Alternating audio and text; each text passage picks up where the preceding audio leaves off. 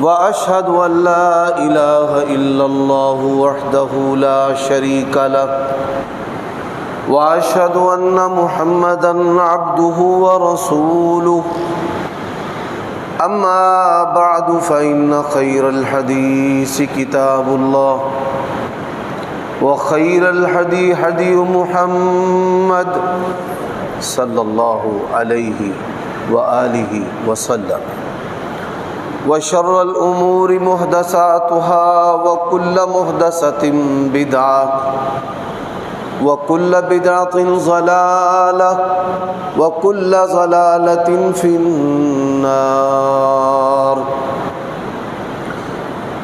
اللهم صل وسلم على نبينا محمد وبارك وسلم وصل عليه اعوذ باللہ السمیع العلیم وبوجہہ الکریم وسلطانہ القدیم من الشیطان الرجیم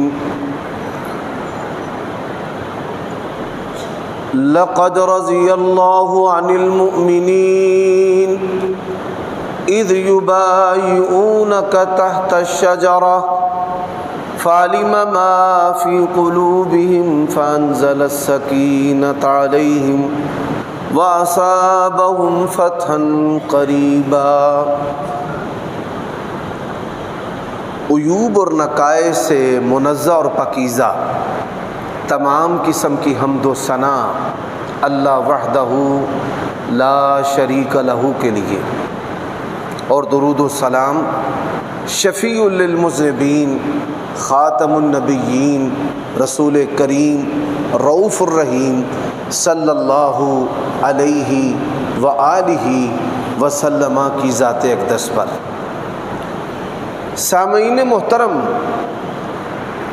آج جس شخصیت اور ہستی کا مختصر تعارف اور فضائل آپ کے سامنے بیان کرنا مقصود ہے، وہ ہیں امیر المؤمنین خلیفۃ المسلمین سیدنا عثمان بن عفان رضی اللہ تعالی عنہ۔ سیدنا عثمان بن عفان رضی اللہ تعالی عنہ خلیفہ کیسے بنے، سب سے پہلے اس پر بات کرتے ہیں۔ صحیح بخاری میں حدیث ہے، عبداللہ ابن عمر رضی اللہ تعالی عنہ بیان کرتے ہیں کہ نبی صلی اللہ علیہ وآلہ وسلم کے زمانے میں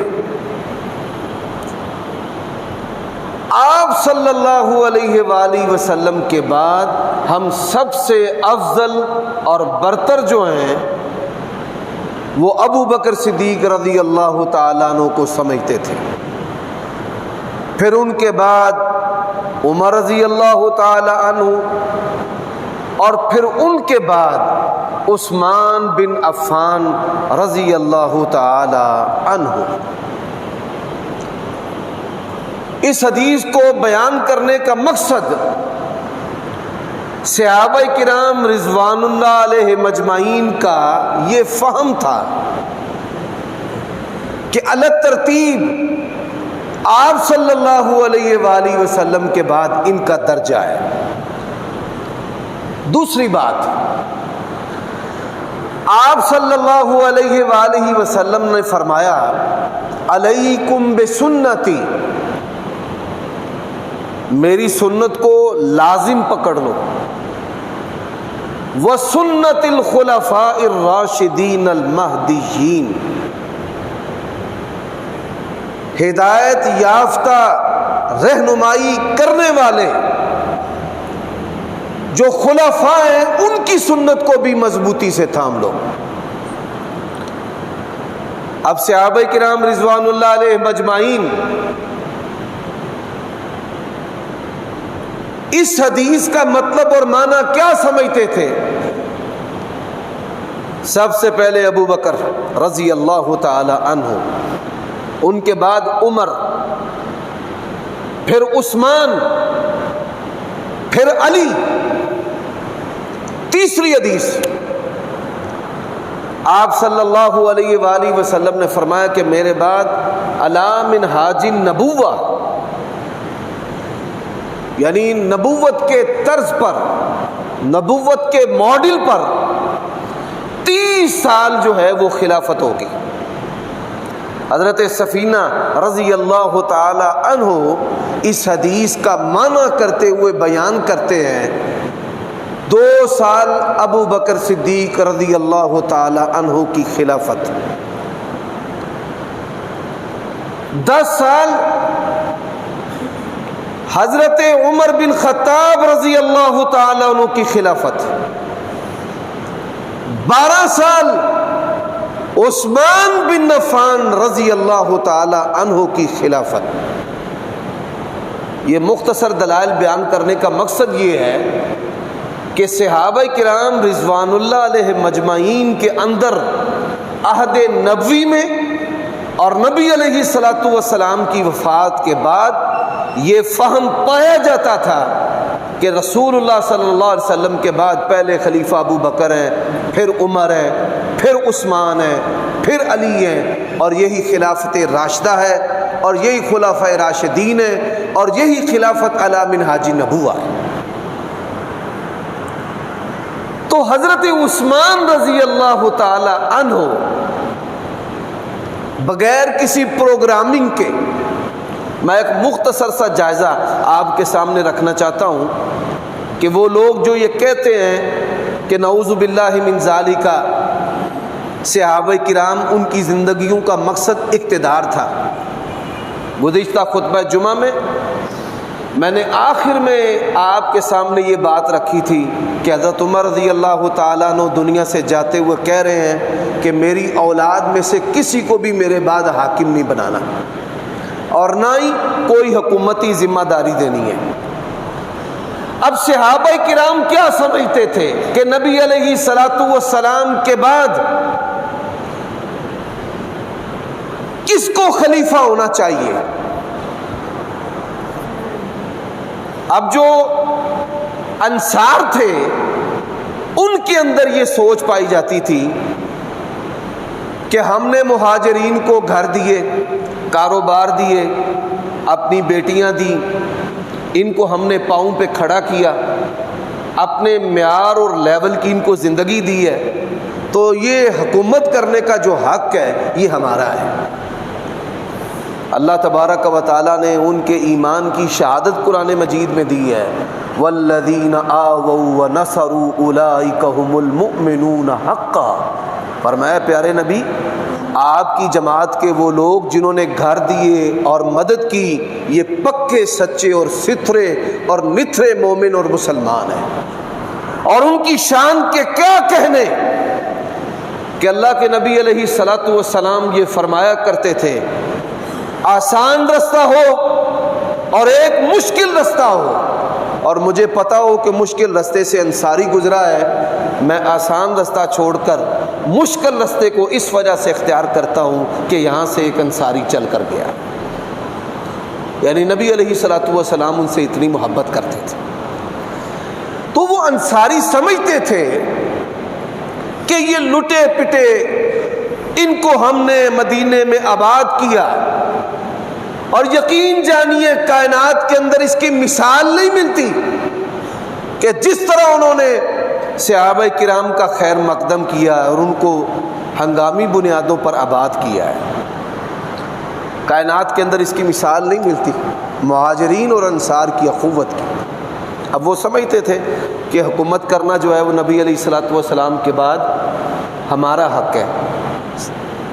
بعض لوگوں کے اندر یہ سوچ فکر پائی جاتی تھی، ایسے لوگ جن کو دلائل کا پتہ نہیں تھا، یا تعلیم اور تعلم سے وہ دور تھے، یا وہ قائدانہ صلاحیتوں کے مالک تھے۔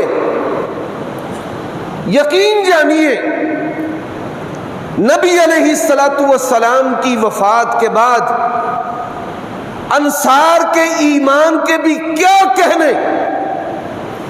حضرت ابو بکر صدیق رضی اللہ تعالیٰ عنہ آگے بڑھے، انہوں نے کہا انصاریو اللہ کے نبی نے کہا انصاری وزیر ہیں، جب تک روئے زمین پر 2 قریشی باقی ہیں یہ خلافت جو ہے یہ قریشیوں کا حق ہے۔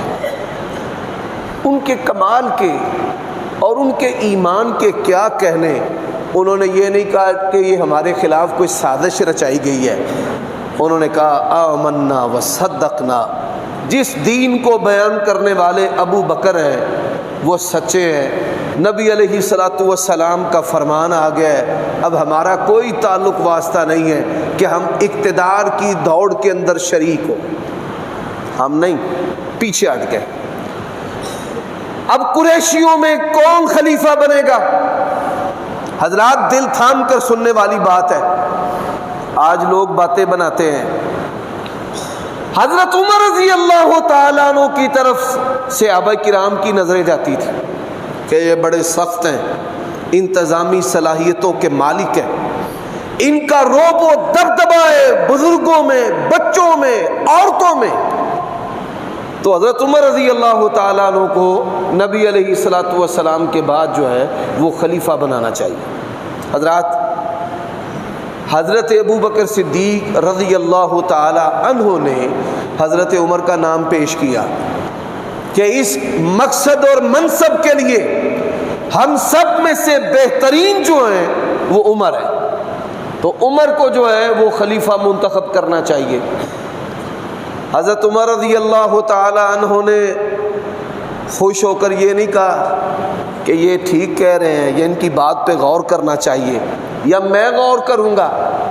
ہمارے ہاں جیسے طریقہ واردات استعمال کیا جاتا ہے، حضرت عمر رضی اللہ تعالیٰ عنہ نے ایک ایسی بات کہی کہ سارے لوگ جو ہیں انہوں نے دھڑا دھڑ حضرت ابو بکر صدیق کے ہاتھ پر بیعت کرنا شروع کر دی۔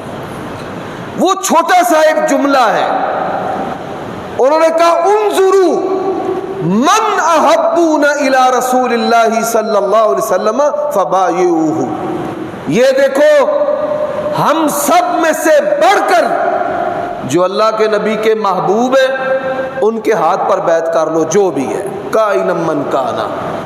یہ بات کہنے کی دیر تھی، لوگوں نے حضرت ابو بکر صدیق رضی اللہ تعالیٰ عنہ کے ہاتھ پر بیعت کرنا شروع کر دی۔ کیوں کہ صحابہ کرام کے اندر یہ فہم تھا کہ ابو بکر صدیق جتنے اللہ کے نبی کے پیارے ہیں یہ درجہ کسی اور کو حاصل نہیں ہے۔ حضرت ابو بکر صدیق رضی اللہ تعالیٰ عنہ، ایمان جو ہے یہ سادگی کا نام ہے،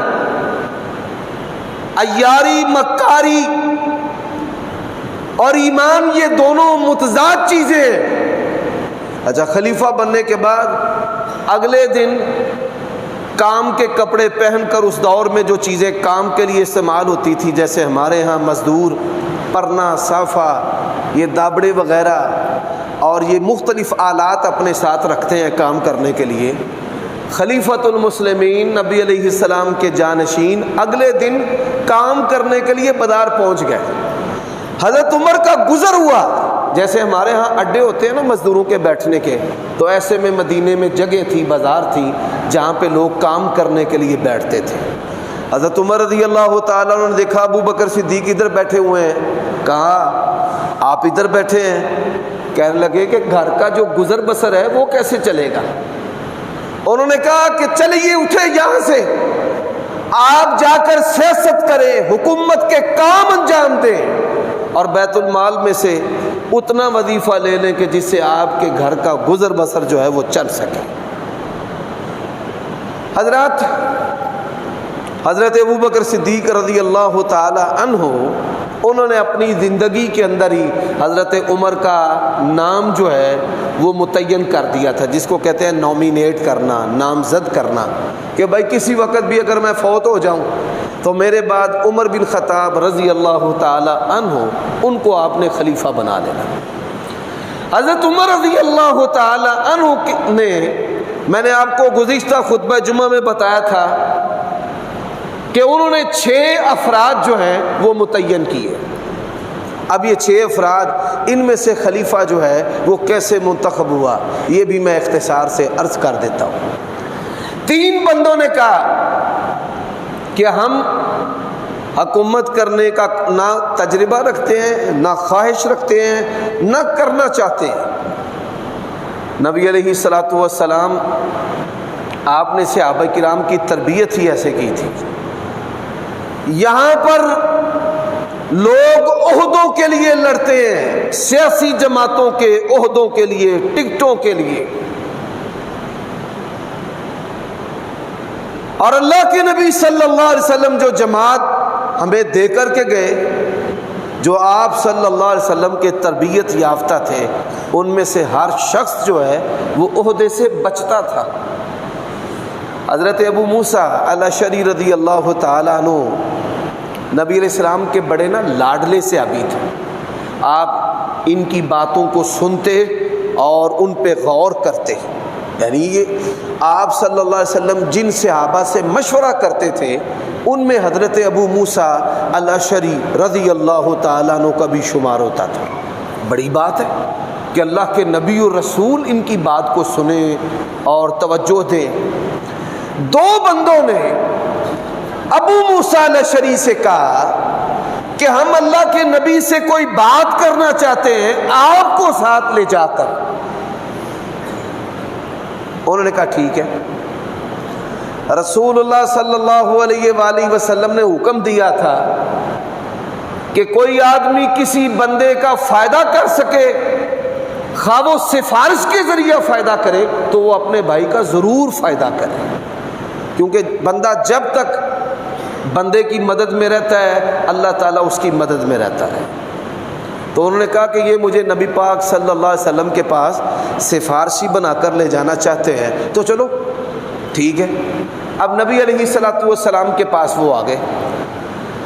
آپ صلی اللہ علیہ وآلہ وسلم نے یمن کا گورنر بنایا تھا حضرت معاذ بن جبل رضی اللہ تعالی عنہ کو، اور جب یمن کا گورنر بنایا حضرت معاذ کی عمر بمشکل 16 یا 18 سال تھی۔ حضرت معاذ بن جبل رضی اللہ تعالی بڑی انتظامی صلاحیتوں کے مالک تھے۔ انہوں نے کہا کہ یا رسول اللہ ہمیں بھی یمن کا آپ عامل اور گورنر بنا دیں، اسی بڑے کرواں، ہمارے اندر یہ خوبیاں ہیں، ہم یہ فائدہ پہنچا سکتے ہیں۔ نبی علیہ الصلوۃ والسلام نے جب یہ سنا کہ یہ مجھ سے عہدہ مانگ رہے ہیں، آپ صلی اللہ علیہ وآلہ وسلم کو بڑا غصہ آیا۔ فرمایا عہدہ مانگنے والے کے لیے ہمارے پاس کچھ نہیں، نکل جاؤ یہاں سے۔ آپ نے ان کو ڈانٹ دیا، حوصلہ شکنی کی کہ یہ کیا طریقہ کار ہوا کہ منہ اٹھائے اور اللہ کے نبی کے پاس آ جائیں کہ مجھے فلاں ذمہ داری دے دے، مجھے فلاں عہدہ دے دے، یہ تو روش جو ہے وہ چل نکلے گی۔ اللہ کے نبی نے ڈانٹ دیا۔ حضرت ابو موسیٰ الاشعری رضی اللہ تعالی عنہ کہتے ہیں پھر جب اللہ کے نبی نے میری طرف توجہ کی نا، میں تو ڈر گیا، سہم گیا کہ اب میرا کیا بنے گا، ان کو لے کر تو میں آیا ہوں، اب نبی علیہ الصلوۃ والسلام نہ جانے میرے ساتھ کیا سلوک کریں۔ آپ صلی اللہ علیہ وآلہ وسلم نے کہا ابو موسیٰ، کہتے ہیں میں فوراً ہاتھ جوڑے، میں کہ یا رسول اللہ جی قسمیں والذی بعثک بالحق، اس ذات کی قسم ہے جس نے آپ کو سچا نبی رسول بنایا ہے، مجھے پتہ ہی نہیں تھا کہ یہ مجھے اس مقصد کے لیے آپ کے پاس لے کر آنے والے ہیں، اللہ کی قسم مجھے نہیں پتہ۔ فرمایا جا، میں محمد رسول اللہ نے تجھے یمن کا گورنر بنا دیا۔ وہ کہنے لگے یا رسول اللہ میرے اندر تو صلاحیت ہی نہیں، میں تو کر ہی نہیں سکتا۔ فرمایا جو بغیر مانگے دیا جاتا ہے اللہ تبارک و تعالیٰ پھر اس کی مدد کرتا ہے، چل میں نے تجھے بنا دیا ہے۔ تو یہ بات سنانے کا مقصد یہ ہے کہ صحابہ کرام نہ عہدہ مانگنا پسند کرتے تھے اور نہ اللہ کے نبی اس بات کو پسند کرتے تھے کہ کوئی بندہ میرے پاس آ کر ذمہ داری جو ہے وہ طلب کرے۔ اب تین جو صحابہ ہیں حضرت عمر رضی اللہ تعالیٰ عنہ کی شہادت کے بعد انہوں نے کہا جی نہ، یہ جو حکومت ہے یہ ہم نہیں کر سکتے، نہ ہماری خواہش ہے، نہ سوچ فکر ایسی ہے۔ ان میں حضرت سعد رضی اللہ تعالیٰ عنہ، حضرت زبیر رضی اللہ تعالیٰ عنہ اور حضرت طلحہ رضی اللہ تعالیٰ عنہ۔ عبد الرحمن بن عوف وہ کہنے لگے عمر رضی اللہ تعالی عنہ نے جن 6 بندوں کو نامزد کیا تھا ان میں عبد الرحمن بن عوف بھی تھے۔ یہ کہنے لگے کہ اگر میں علی اور عثمان کے درمیان ثالثی یہ ادا کروں کہ ان دونوں میں سے میں کسی کا نام لے لوں اور وہ حاکم وقت ہو اور دوسرا اس کی بیعت کرے، تو کیا آپ دونوں اس بات پر راضی ہیں؟ میں آپ کو یہ بتا چکا ہوں کہ مختلف اشارات تھے جن سے صحابہ کرام کو پتہ تھا کہ نبی علیہ الصلوۃ والسلام کے بعد ان کو ذمہ داری ملنی ہے۔ جیسے اللہ کے نبی نے کہا عثمان اللہ تجھے ایک قمیض پہنائے گا، لوگ اتارنے کی کوشش کریں گے لیکن تو نے وہ اللہ کی پہنائی ہوئی قمیض کو نہیں اتارنا۔ صحابہ کرام اور حضرت عثمان سمجھتے تھے کہ اس سے مراد خلافت کی ذمہ داری ہے۔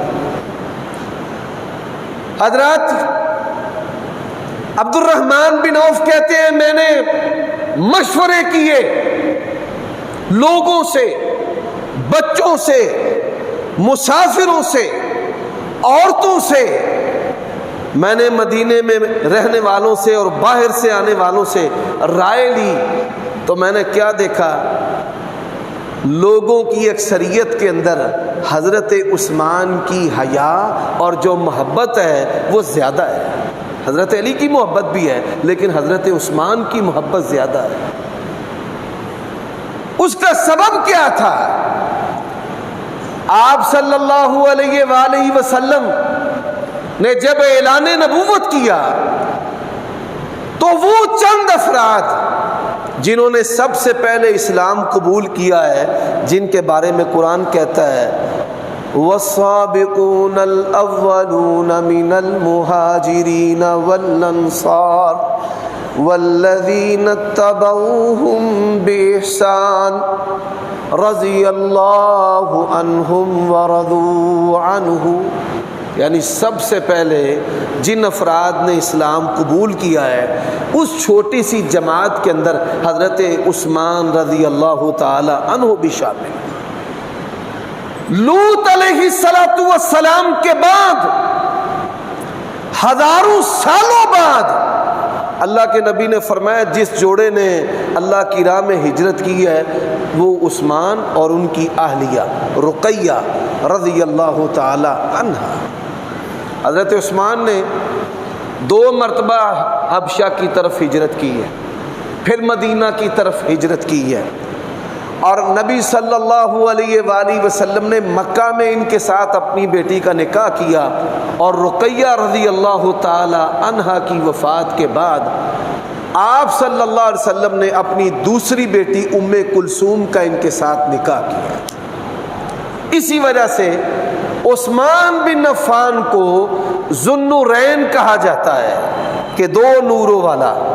یہاں پر میں ایک بات اور بھی واضح کر دینا ضروری سمجھتا ہوں، بعض لوگ یہ پروپیگنڈا کرتے ہیں کہ فلاں جو جماعت ہے وہ نبی علیہ الصلوۃ والسلام کو نور نہیں مانتے۔ بھائی نبی علیہ السلام نور ہے، نور ہدایت ہے، نور آپ کا وصف ہے، آپ نور کرنے والے ہیں، لیکن نبی علیہ الصلوۃ والسلام نور من نور اللہ نہیں ہے۔ آپ صلی اللہ علیہ وآلہ وسلم کی جو نوع ہے وہ نوع بشر ہے۔ آپ عبداللہ کے بیٹے ہیں اور عبداللہ جو ہے وہ حضرت آدم علیہ الصلوۃ والسلام کی لڑی میں سے ہے۔ یہاں پہ لوگ ایسے عقائد و نظریات بناتے ہیں جس کے ساتھ وہ اسلام کے محکمات کو بھی الٹ پلٹ کر کے رکھ دیتے ہیں۔ نبی علیہ الصلوۃ والسلام صفات کے اعتبار سے نور ہے، آپ صلی اللہ علیہ وسلم نور پھیلانے والے، ہدایت پھیلانے والے ہیں۔ منیر اللہ تبارک و تعالیٰ نے قرآن مجید میں آپ کا وصف بیان کیا ہے، اور مرید کا معنی کیا ہوتا ہے؟ نور کرنے والا، روشنی پھیلانے والا۔ نبی کریم صلی اللہ علیہ وآلہ وسلم نے پوری دنیا میں توحید کی، اللہ کے دین کی، حیا کی، ایمان کی روشنی پھیلائی ہے، اور انسانوں کو انسانیت جو ہے وہ سکھلائی ہے۔ کوئی انسان اس کا انکار نہیں کر سکتا۔ حضرات، آپ صلی اللہ علیہ وآلہ وسلم عمرہ کی ادائیگی کے لیے مدینہ سے مکہ کی طرف جا رہے ہیں، اور ایک جگہ ہے حدیبیہ۔ مدینہ سے نبی علیہ الصلوۃ والسلام یہ ساحلی رستہ اختیار کرتے ہوئے جدہ کی طرف سے، جدہ کے قریب حدیبیہ ایک جگہ ہے، وہاں نبی علیہ الصلوۃ والسلام نے پڑاؤ ڈالا۔ آپ صلی اللہ علیہ وسلم تک ایسی اطلاعات پہنچی کہ یہ ہمیں روکنا چاہتے ہیں، ہمارے ساتھ جنگ کرنا چاہتے ہیں، لڑائی کرنا چاہتے ہیں۔ تو آپ صلی اللہ علیہ وآلہ وسلم نے یہ دیکھا اور سوچا کہ میری جماعت میں سے ایسا بندہ جس کے قریش مکہ پر بہت زیادہ احسانات ہیں، اچھائیاں اور نیکیاں ہیں، تو وہ آدمی میں سفارت کے لیے، باہم گفتگو کے لیے بھیجتا ہوں۔ تو نبی علیہ الصلوۃ والسلام نے عثمان بن عفان رضی اللہ تعالی عنہ ان کو بھیجا کہ آپ ان سے جا کر کہیں کہ ہم عمرہ کرنے آئے ہیں، اور عمرہ کی ادائیگی کے بعد ہم واپس چلے جائیں گے۔ نہ ہمارا ٹھہرنے کا ارادہ ہے، نہ لڑنے کا ارادہ ہے، اور نہ ہی ہم لڑائی کی تیاری اور ارادے کے ساتھ آئے ہیں، ہم عبادت کی غرض سے آئے ہیں۔ اللہ تبارک و تعالیٰ کی شان، یہ افواہ جو ہے وہ اڑا دی گئی، پھیلا دی گئی کہ عثمان رضی اللہ تعالی عنہ کو مشرکین مکہ نے قتل کر دیا ہے۔ تو آپ صلی اللہ علیہ وآلہ وسلم بے سر و سامانی کے عالم میں تھے۔ نبی علیہ الصلوۃ والسلام نے حدیبیہ ایک درخت کے نیچے بیٹھ کر صحابہ کرام سے موت پر بیعت لی کہ ہم نے عثمان کا بدلہ لے کر جانا ہے، خواہ موت ہی ہمیں گلے کیوں نہ لگانی پڑے، مر مٹنے کے لیے میرے ہاتھ پہ بیعت کرو، مر مٹنے کے لیے۔ صحابہ کرام کہتے ہیں بایانہ علی الموت، اللہ کے نبی نے زندگی میں ایک مرتبہ صرف ہم سے موت پر بیعت لی ہے، نہیں تو اللہ کے نبی صلی اللہ علیہ وسلم کی عادت مبارکہ تھی کہ آپ بیعت لیتے تھے، بھائی جتنی ہمارے اندر طاقت ہے ہم اتنی طاقت کے مطابق حت المقدور، جتنی اللہ نے طاقت رکھی ہے اتنا ہم شریعت پہ، آپ کی سنت پہ، حکموں پہ عمل کریں۔ تو اللہ کے نبی نے ایک ہی مرتبہ کہا کہ مر مٹ کر جائیں گے، عثمان کے خون کا بدلہ لیں گے۔ سبحان اللہ۔ حضرت عثمان جب آپ کے نمبر کی باری آئی نا، تو نبی علیہ السلام نے صحابہ کرام کو کہا کہ یہ جو میرا دایاں ہاتھ ہے نا، یہ سمجھ لو کہ یہ عثمان کا ہاتھ ہے۔ اللہ تبارک و تعالیٰ نے قرآن مجید میں کیا کہا؟ ید اللہ فوق ایدیہم، اے میرے نبی اللہ کا ہاتھ ان ہاتھوں پر تھا، یعنی اللہ کی رضا تھی۔ کیوں تھی؟ لقد رضی اللہ عن المؤمنین اذ یبایعونک تحت الشجرہ، اللہ راضی ہو گیا ان مومنوں سے۔ آپ دیکھیے مومن کا لفظ اللہ نے استعمال کیا ہے صحابہ کرام رضوان اللہ علیہم اجمعین کی اس جماعت کے لیے جنہوں نے نبی علیہ الصلوۃ والسلام کے ہاتھ پر موت کے اوپر بیعت کی ہے۔ لقد رضی اللہ عن المؤمنین اذ یبایعونک تحت الشجرہ۔ سبحان اللہ۔ آپ کو یہاں پر ایک اور دلچسپ بات سنانا چاہتا ہوں۔ آپ صلی اللہ علیہ وآلہ وسلم جب دنیا سے چلے گئے تو لوگ جو ہیں وہ حدیبیہ کے مقام پر جائیں اور اس درخت کے نیچے برکت کے لیے انہوں نے بیٹھنا شروع کر دیا، اپنے ہتھیار، آلات، چیزیں اس کے ساتھ لٹکانا شروع کر دی کہ اس درخت کے نیچے اللہ کے نبی بیٹھے تھے، صحابہ کرام بیٹھے تھے، اس کا تذکرہ قرآن مجید کے اندر ہے، تو یہ بڑی برکت والا درخت ہے۔ حضرات یہ بات یاد رکھیں، تبارک الذی بیدہ الملک وہو علی کل شیء قدیر، برکت اللہ کے ہاتھ میں ہے اور برکت مصطفیٰ علیہ السلام کی ذات میں ہے۔ چیزوں کے اندر خود سے برکت ڈال دینا اور پھر اس برکت کے نام پر دین بنانا شروع کر دینا، یہ ایک ایسی خطرناک روش ہے۔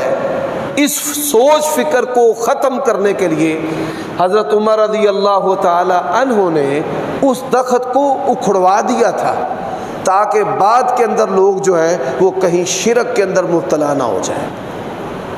سنت کی بجائے لوگ جو ہیں وہ فرضی اور جو رسمی نظریات ہیں ان کی پرستش اور پوجا کرنا شروع کر دیتے ہیں۔ یہی وجہ ہے حجر اسود نبی علیہ السلام نے فرمایا یہ جنت سے آیا ہوا پتھر ہے، جب یہ آیا تو اس کا نام یہ حجر ابیض تھا، سفید پتھر تھا۔ فرمایا جب کوئی انسان اس کے اوپر اپنے لپس رکھتا ہے تو یہ اس کے گناہ چوس لیتا ہے، انسانوں کے گناہ چوس چوس کر یہ کالا ہو گیا ہے۔ حضرت عمر رضی اللہ تعالیٰ عنہ نے بھیڑ دیکھی نا حجر اسود پر لوگوں کی تو کیا کہا، سن انک حجر لا تنفع ولا تضر، تو ایک پتھر ہے، نہ تو فائدہ دے سکتا ہے نہ تو نقصان کر سکتا ہے، اگر تجھے اللہ کے نبی نے نہ چوما ہوتا میں کبھی بھی نہ چومتا۔ تو یہ وہ عقیدہ اور ایمان ہے جو نبی علیہ السلام نے صحابہ کرام کو سکھایا اور صحابہ کرام نے ساری زندگی اس کے اوپر پہرا دیا۔ حضرات عثمان رضی اللہ تعالیٰ عنہ بیت رضوان کا جو واقعہ ہے وہ ان کی وجہ سے رونما ہوا ہے۔ اسی طرح صحابہ کرام بیان کرتے ہیں کہ نبی علیہ السلام ایک دفعہ تشریف فرما تھے اور آپ کی مبارک ران سے کچھ کپڑا سرکا ہوا تھا۔ ابو بکر آئے آپ ویسے ہی بیٹھے رہے، عمر آئے آپ ویسے ہی بیٹھے رہے۔ حضرت عثمان جب تشریف لائے تو آپ صلی اللہ علیہ وسلم نے فوراً اپنی نشست کو تبدیل کر لیا، کپڑے کو درست کر لیا۔ یہ کیا کر رہے ہیں ڈاکٹر صاحب؟ یہ دیکھو ناگی صاحب انہوں سمجھاؤ۔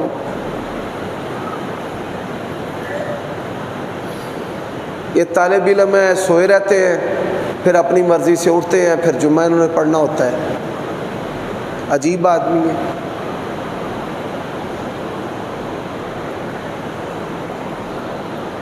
تو آپ صلی اللہ علیہ وآلہ وسلم نے ارشاد فرمایا کہ میں ایسے آدمی کی حیا کیوں نہ کروں کہ جس آدمی کی حیا جو ہے وہ آسمان کے فرشتے کرتے ہیں۔ تو حضرت عثمان کی شان اس وجہ سے بھی کہ اللہ کے نبی نے ان کی سنت کو اختیار کرنے کا حکم دیا، حضرت عثمان کی شان اس وجہ سے بھی کہ نبی علیہ السلام نے اپنی 2 بیٹیوں کا یکے بعد دیگرے ان سے نکاح کیا، حضرت عثمان کی شان اس وجہ سے بھی کہ آسمان کے فرشتے ان کا حیا کرتے تھے، اور حضرت عثمان کی حیا اس وجہ سے بھی سب سے زیادہ اللہ کے نبی نے اپنی زندگی میں جس صحابی کو جنتی ہونے کی بشارت دی ہے وہ حضرت عثمان بن عفان ہے۔ سب سے زیادہ غزوہ تبوک جس کو غزوہ جیش الاسرہ کہا جاتا ہے، 9 ہجری کے اندر جب ساز و سامان کی بڑی ضرورت تھی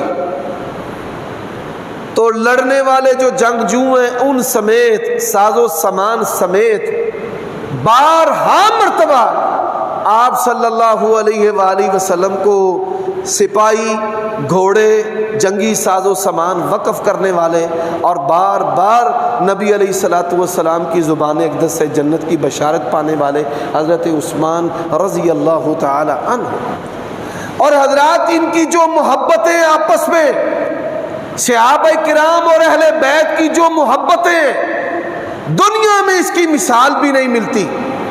حضرت علی رضی اللہ تعالی عنہ جب انہوں نے حضرت فاطمہ کی وفات کے بعد شادیاں کی تو اللہ تعالیٰ نے ان کو بیٹے دیے، تو انہوں نے اپنے بیٹوں کے نام جس طرح نبی پاک کے نام پر رکھے، اسی طرح اپنے بیٹے کا نام ابو بکر رکھا ہے، اپنے بیٹے کا نام عمر بھی رکھا ہے، اور اپنے بیٹے کا نام عثمان بھی رکھا ہے۔ اور حضرات، جس طرح چڑھے ہوئے سورج کو لوگ چھپانے کی کوششیں کرتے ہیں، اسی طرح حضرت عثمان اور علی کے خاندان کے اندر آپس میں رشتہ داریاں ہوئی ہیں، ادھر کی بیٹیاں ادھر گئیں، ادھر کی بیٹیاں ادھر گئیں، انہوں نے ایک دوسرے کے نام ایک دوسرے کے ناموں پر رکھے ہیں۔ یہ اس بات کا بین ثبوت ہے کہ اللہ کے نبی جو دنیا میں جماعت چھوڑ کر گئے وہ بہم شیر و شکر تھے، وہ بہم ایک دوسرے سے محبت کرنے والے تھے، ان کی زندگیاں ایک دوسرے کی محبت کے ساتھ بھری ہوئی تھی۔ یہ ساری بناوٹی باتیں ہیں، یہ ہوائی کسی دشمن نے اڑائی ہوگی کہ کبھی عثمان اور علی میں جدائی ہوگی۔ اور آخری بات جو آج کے خطبے کی میں کہنا چاہتا ہوں، لوگوں کے اندر یہ بات مشہور ہے کہ حضرت عثمان جو ہیں ان کی شہادت کے اندر فلاں صحابی اور فلاں صحابی کا بیٹا وہ شامل ہے۔ زیادہ تر حضرت ابو بکر کے بیٹے محمد کا نام لیا جاتا ہے، محمد بن ابی بکر کا۔ یہ بات یاد رکھیں، یہ ساری جھوٹی بناوٹی فرضی کہانیاں ہیں جن کا حقیقت کے ساتھ کوئی تعلق نہیں ہے۔ امام ذہبی رحمہ اللہ متاخرین میں سے بڑے عظیم محدث، مورخ، صاحب الرائے گزرے ہیں، انہوں نے یہ بات برملا کہی اور لکھی ہے، کسی صحابی کے قتل میں کوئی دوسرا صحابی جو ہے وہ شریک نہیں ہے۔ یہ اہل تشیع کی بے پر جو بناوٹی باتیں ہیں ان میں سے ایک بات ہے۔ حقیقت کیا ہے؟ محمد الرسول اللہ والذین معہ اشداء علی الکفار رحماء بینہم۔ اللہ تعالیٰ سے دعا ہے اللہ تعالیٰ ہمیں جب تک زندہ رکھے ان کی محبت پر رکھے، اور جب موت دے ان کی محبت پر موت نصیب فرمائے۔